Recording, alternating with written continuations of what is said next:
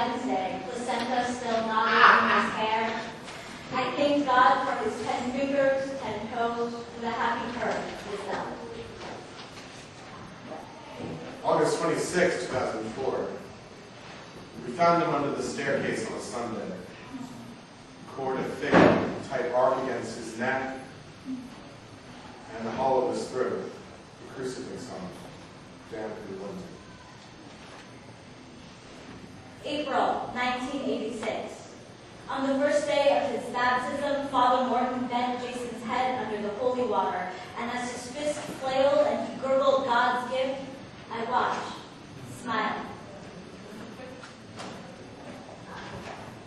April 25th, 2004.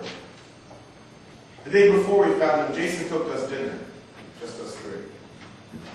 None of that queer, fancy shit, just chicken, rice, some peas. And after it was done, he even said yes.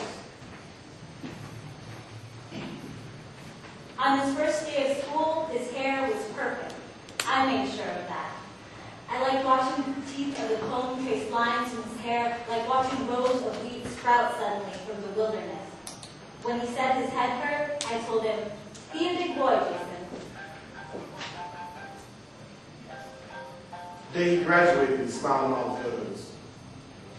He gave a speech for his class and thanked God for delivering that. Damn straight. As he walked off stage, Rose Rippling put his arm around Mark, and they showed together.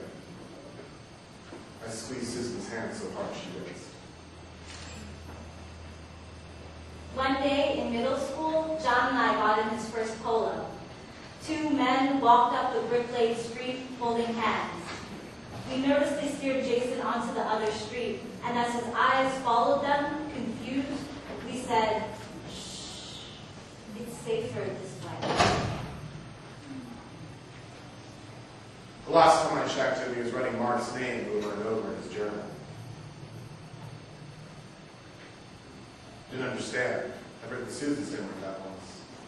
It seems so familiar. I wanted to ask him why, sit him down, talk to the pastor, straighten this out. He didn't see my hand coming. On his first day of high school, I told him to run upstairs and get his jacket. Later, as he tumbled back down the stairs, I slipped the kitchen copy of the King James into his open bag on the chair. The gilt of the cover winked from the bottom. He brought a boy from the soccer team, Mark, to church the Sunday after Christmas. He knew the family. But that boy was a Christian, and it showed.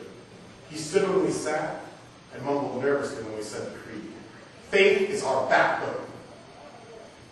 That boy had none. Jason took Sasha to junior prom.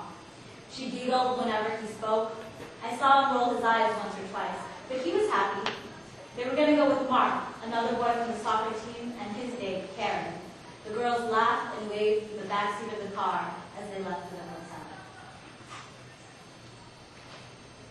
We stored his stuff for college over Thanksgiving. As we were packing, I told him Susan and I expected him to bring home a nice girl next fall. He was balancing a box on his edge, and held there in a long, awkward pause. "Yeah, Dad," he said. Something in the box tinkled and broke. He came out to us on a Friday. Mark had just brought him back from practice, and his soccer jersey clung to his back. He started slow, brought us water, asked us to sit.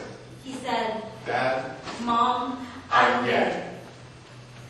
1, 2, 3, and Susan stepped forward. And I stepped forward, reaching for him. As the Lord gathered the lost in his arms, I took my son in mine.